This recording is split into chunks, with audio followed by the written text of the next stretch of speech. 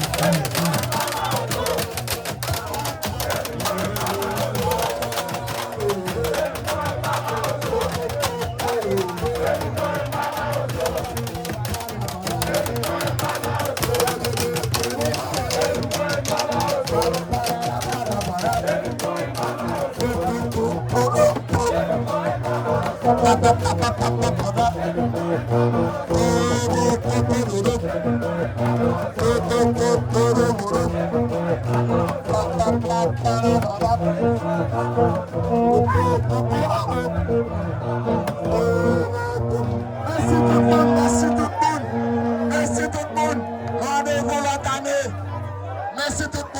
l'autre année.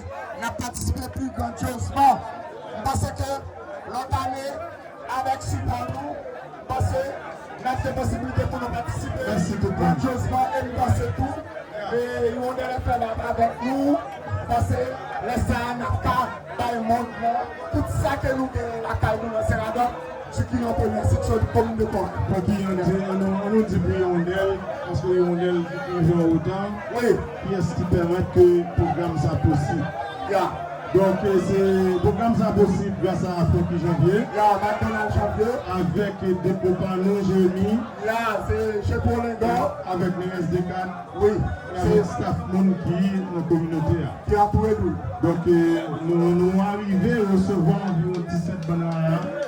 Malgré que bananes n'ont pas recevoir de toute légalité, mais nous arrivons avec les moyens du bord. Nous recevons quand même. Oui, jusqu'à présent, pas de plaignant. Pas jusqu'à présent. Donc, Didier Rondel, bienvenue. Et merci à vous de visiter nous. Didier est là, Kaye Rondel. Malgré que nous recevons Rondel, mais malgré ça, nous avons une opportunité pour Didier Rondel venir. Mais quand même, c'est bien fait autant. Donc, nous ne pouvons pas Rondel, mais malgré ça, Rondel fait le déplacement, il vient quand même. Nous disons merci, nous disons merci et merci. Rondel comprend ça n'a fait. Donc, son bagage culturel, son bagage n'a pas communautaire, son bagage nous offre communauté sans l'argent. Donc, son bagage qui mérite apprécier, Rondel connaît ça. Nous disons merci, bienvenue.